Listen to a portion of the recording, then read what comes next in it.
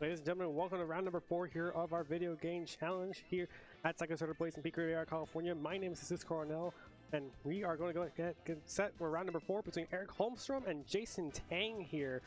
And these two trainers have in it to win it, and we are going to see their teams right now, as we're going to see Erik with the Incineroar, Chenpao, Dragonite, Annihilate, Miraidon, and Whimsicott, while Jason's going to be on the Whimsicott, Chi-Yu, Amoonguss, Iron Hands, Regidrago, and Zacian. So, two different offensive teams, both of them rely on the Tailwind. One of them, though, relies on Chenpao, Dragonite as an alternative win condition. The other, though, relies on heavy offense from the Zacian and the Regidrago, with the Whimsicott and the Amoonguss supporting it.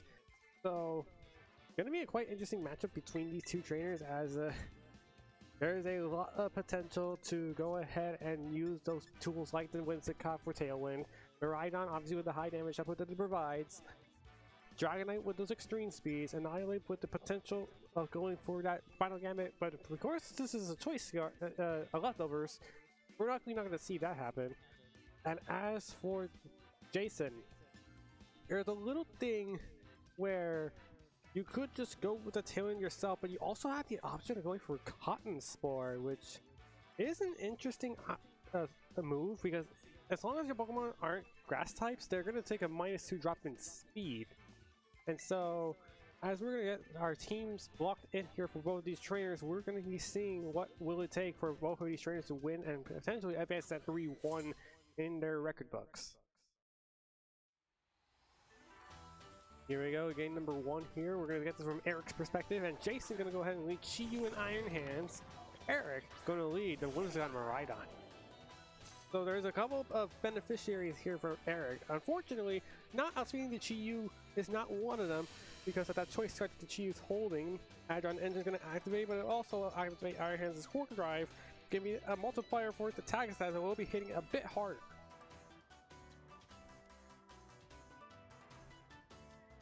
And so this game basically comes down to this turn 1 where it's like, okay, Iron Hands can go for Fake Out. You can Fake Out the Miraidon. That's why we have Terra Ghost here hovering for Erik. You can't really Fake Out the Whimsicott because of that Cobra Cloak, meaning that the flinch will not be completed.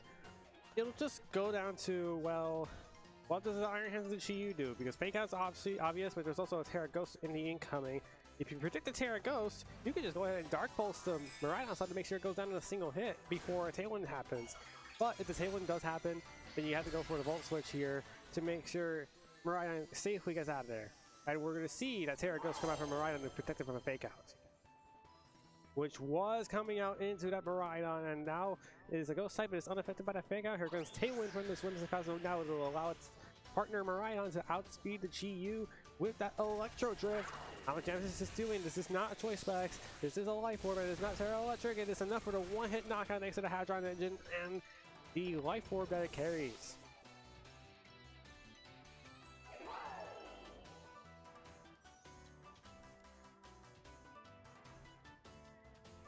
So what is Jason's next move here? Because, okay, Whimsicott comes in here. You could be an equaling at the Tailwinds coming in here. And if this is going to be the Tailwind matching for Jason, you have to make this Iron Hands count, because that's a big heavy hitter you just lost there with that Chi-Yu going down turn 1.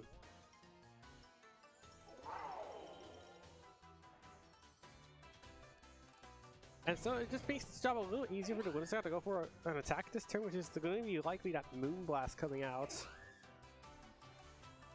And yet we are going to see the Iron Hands switch out in fear of a potential Draco Meteor plus Moonblast coming in here, but unfortunately that's a Regidrago coming in for Jason, and she's still going to be super effective against either Draco Meteor and Moonblast, so either of these Pokemon go for it. Here goes the Volt Switch though into this Regidrago. It's going to do almost half damage base from that Hadron Engine and the Electric Terrain boost that it got.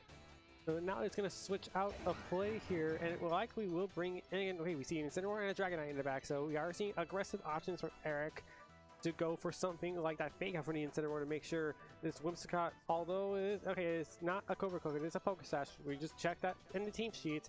Here comes Incineroar coming in to make sure Fake Out is now an option against Jason's Whimsicott that could be potentially setting up the Tailwind on a future turn. Here's Moonblast into this Regidrago, down it goes in 2 hits in the same turn. Another heavy hitter down for Jason.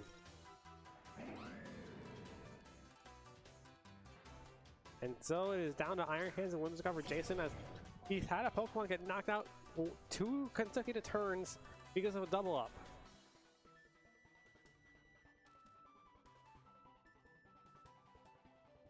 And so basically in this turn it's a little bit hard to decipher what Jason can do in this situation, because you're being threatened by consistent damage between his Whimsicott and his Incineroar, as both of them are able to provide the necessary damage to allow, you know, the Moonblast plus... Let me have a look here just to make sure I'm not talking out of my head. It is Flare Blitz as well, so you get consistent damage to both the Whimsicott and the Iron Hands, depending on which one you go for. We're going to see the Fake Out go into these Iron Hands, and we're going to see Moonblast land onto this Incineroar, but it does have an Assault Vest, so we'll take that pretty comfortably. Moonblast from Eric's Whimsicott goes into Jason's, and Iron Hand switches for the turn.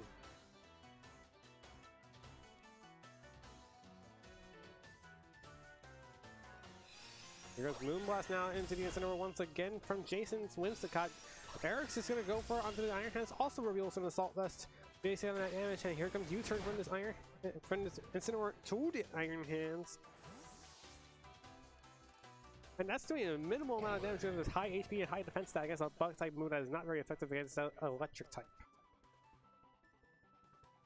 I guess a fighting type, excuse me. And back comes out Miraidon.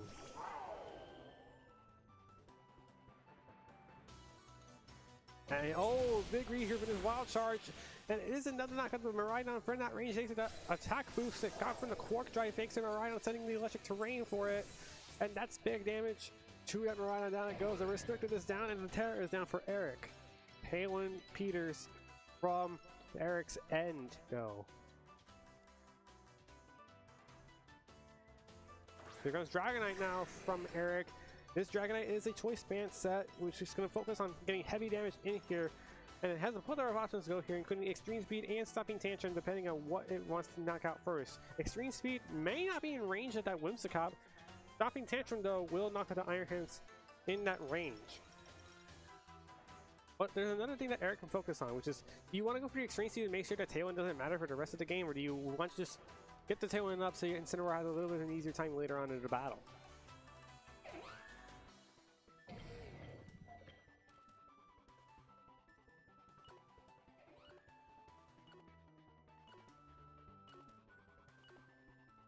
Here comes a light screen from Erik to make sure the special attack damage from this Whimsicott's going to be doing much less damage as Whimsicott attacks the Whimsicott from Jason to Eric's. Here's Ice Punch into the Dragonite, which is a one-hit KO thanks to the quad weakness it had, and that is Erik underestimating the speed of that Iron Hands. It's a bit... Okay.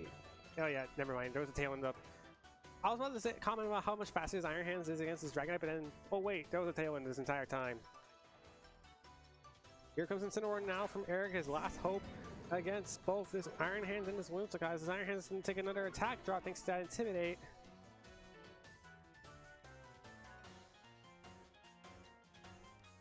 And the other issue that's going to be emerging from Jason's end is going to be, how do you deal damage with the Incineroar? Because if you lose your Whimsicott here, you're effectively losing out on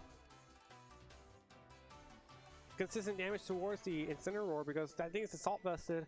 Drain Punch is no... Okay, and also the Quark Strike's gone because of the electric terrain being dissipated after 5 turns of being used. But here comes Jason's Terra. It's going to be into the Iron Hands. It's going to be the Fire typing to make sure it now resists the Moonblast and resists Flare Blitz, which would be Incineroar's strongest attack. Here's Fake Out onto the Iron Hands, so despite the signals to double up into that slot, Tailwind gets set for Jason in that turn, so it will allow Iron Hands to be a little bit faster than it should be. Here's Moonblast into the Iron Hands. Yeah, that's doing not good damage. He does get a special attack drop, but that's just a luck factor that didn't need to come into play. And yeah, Erik in a little bit of a weird spot, because how much damage can you really afford to take right now?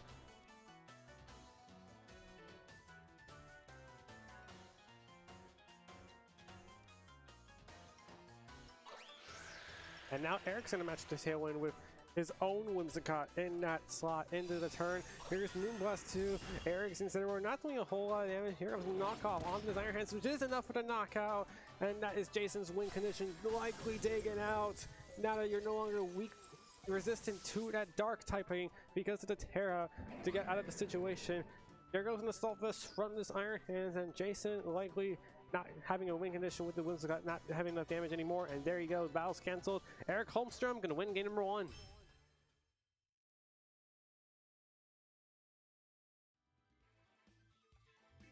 Very closely intensive game number 1 there from Erik. Because this game got kind of close because of that Tailwind turn that honestly got the Dragonite out of the way. Because once Dragonite got out of the way, the win condition for Erik became a little bit harder to manage, because when you don't have a great offensive option in that Dragonite going for that extreme speed, you don't have enough firepower to just combat the Furious Engine that Jason brought to his arsenal. And I actually do want to point out, Jason did not bring Zacian in that game 1. That was almost won without a Zacian.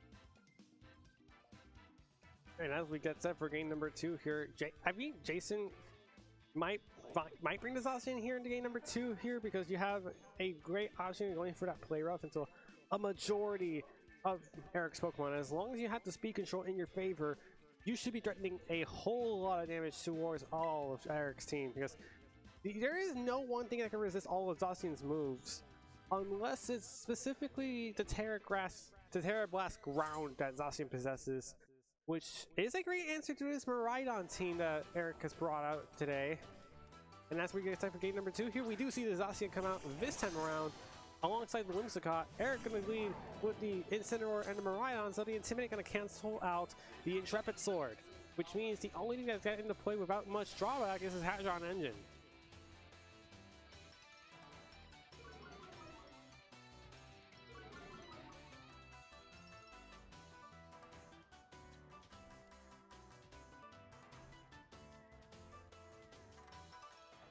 But I think even if you lost your attack boost for the rest of the game, this Zacian's still not in a terrible position, because you could go for the play off, as I said, into the Miraidon and make sure to get a knockout because it's a super effective damage.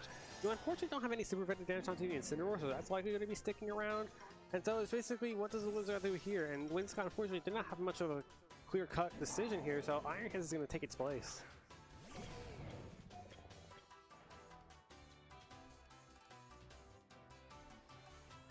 But okay, we are going to see the Resolution come out. I believe this is Jason's Terra coming out from the Zacian to that ground typing. It is Zacian the ground. So we are no longer able to be touched by electric type attacks because of the ground immunity to the electric type attacks. It just depends on what the Incineroar does here. It is fake out. It correctly calls it towards the Zacian, and it's going to flinch for this turn. What does the Miraidon do here? It Volt switches onto the Whimsicott slot, so decent damage to the Iron Hands, although it's not great damage that you just take it. Now Erik has options to at least adjust for this game number 2 here on this pivot, as you not have to deal with an Iron Hands and a Zacian in the back. That Zacian already went for the Terra Ground, meaning you can no longer touch it with Fletcher type attacks. Meaning that's just going to be a little bit harder to hit depending on what this Miraidon wants to do here, or this Dragonite finds an opening. But instead of all of that, I believe Erik's going to go into this Whimsicott to make sure you get the Tailwind control, and to make sure this Incineroar can at least start going for those pivots that it need to, and that's likely going to be happening. So I guess alternatively you could just go for the you can't really go for the Encore. Zacian has yet to move. You can just go for the Behemoth Blade into the Whimsicott to make sure that it gets knocked out, because Whimsicott's not the best at taking damage from a super effective attack, especially because it's holding a Cobra Cloak, not a Focus Sash, and that just allows it to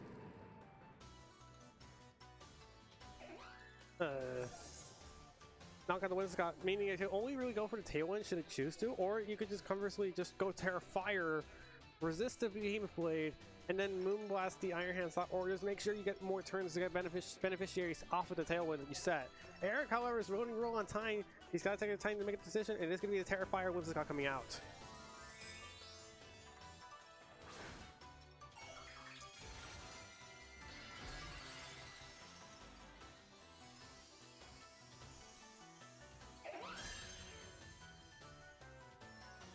Here comes Tailwind now from Eric's Whimsicott, meaning now the Incineroar likely has a bit of speed advantage in its arsenal. No, it is not faster than the Zacian. It's going to hit with a play rough, and here goes a U-turn to that Iron Hand, so it's going to be very little damage. And this is likely going to be a switch in for this Dragonite to make sure you don't get hit by a close combat from this Iron Hands. It is not running Drain Punch conveniently enough, so it is going to have damage output. There's the close combat into this Dragonite. It almost takes half damage, so that's the Quark Drive multiplier going into play here. That's just a lot of damage you have to take.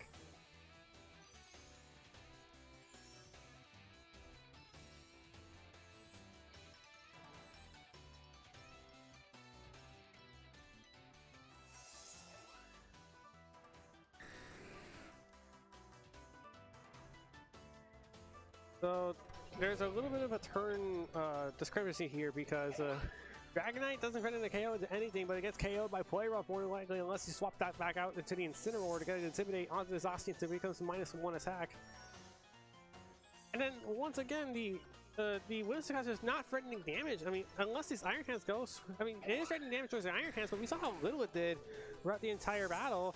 And this is going to be an interesting decision here from this Dragonite to go back. Is this likely going to be Incineroar coming in for the Intimidate? And it is coming back in for the Intimidate, so both Iron Hands and the Zacian now will be a -1 attack.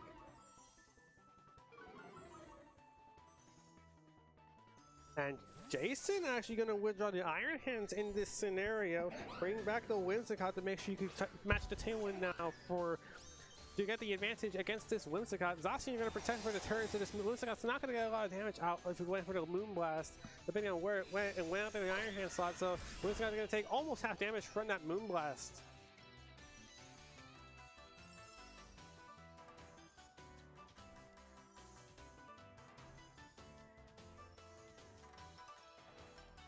What do we make of the next turn though? Because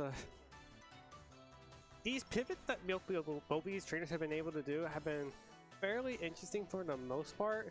Although there have been times of which sometimes being passive just has not been working, and now Jason has to like put the gas in because if you get the Tailwind up, you have at least 3 turns advantage of Tailwind should you try to knock out the Whimsicott quickly enough. And then Iron Hand's able to at least get that Quark Drive boost back into play here with the Zacian switching out for it. And yeah, you tried to go for the Encore and unfortunately could not catch the Zacian. There's the Tailwind coming out from this Whimsicott to make sure it gets a bit of speed beneficiary. Here's where it was into the Whimsicott, and down it goes after a sacrificial Tailwind.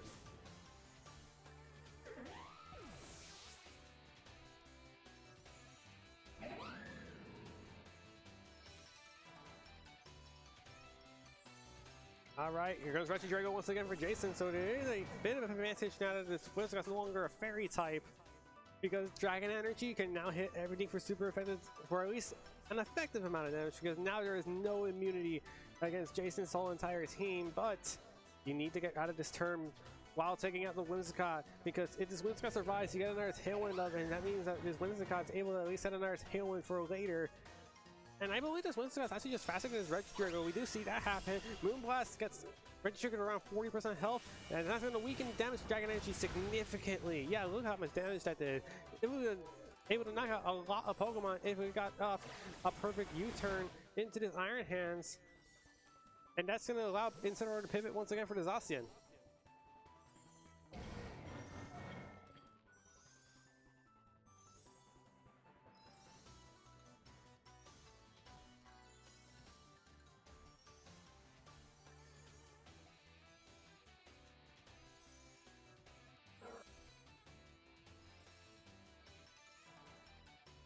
Yeah, a little bit of a tough decision here for Erik to bring back either his Dragonite or his Miraidon, because both of them can be susceptible to something like that Draco Meteor from that Regidrago. Yeah, Erik's just not having a good time making this decision here. Yeah, and it is going to be Dragonite coming in here, so that is great extreme speed range against this Regidrago. Here comes Wild Charge. Both Whimsicotts are now down thanks to that Wild Charge taking the KO onto the Whimsicott, and Terra is now officially gone from Erik.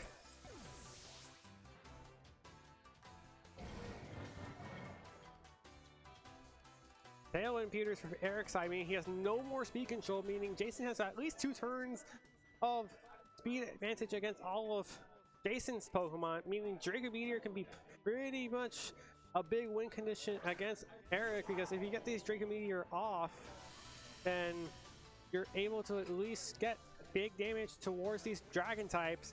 The electric terrain going to activate once again as Miraidon comes back into play here with the Advent engine and activates the core drive on Iron Hands, resetting his attack stat to get back to full power. Here's extreme speed. It will knock out the Regidrago, so it is now a 3-on-2 with the Terra Ground Zacian in the back. Did Miraidon lock onto that Draco Meteor? Yes, it did. It does connect onto this Iron Hands. It is enough for the knockout. It is now a 3-on-1.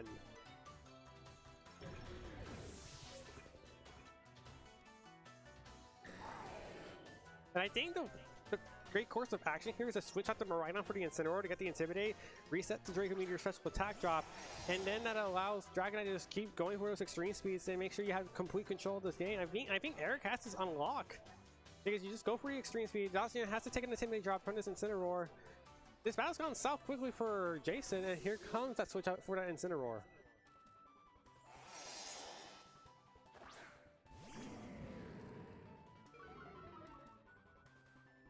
What does Great Dragonite goes for pretty extreme speed? Does almost half damage towards the Zacian. Here goes a grounded Terra Blast, and unfortunately it won't affect the Dragonite because it is a flying type. And there's the fist bump. Jason Tang gonna hang it up. And Erik Holmstrom gonna win round number 4 with a 2-0 victory. Unfortunately, Jason just did not have enough momentum to get back into this game, and that secures Erik to win.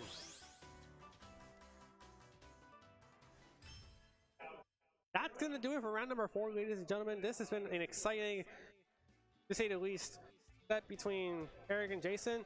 And this tournament has just been going great for a lot of these trainers, you know, getting these Worlds preparations for the next month of August in 2024 for the Honolulu World Championships. You know, getting all the prep you can get, making sure you know what team works, which team doesn't, and what counterplay you could expect.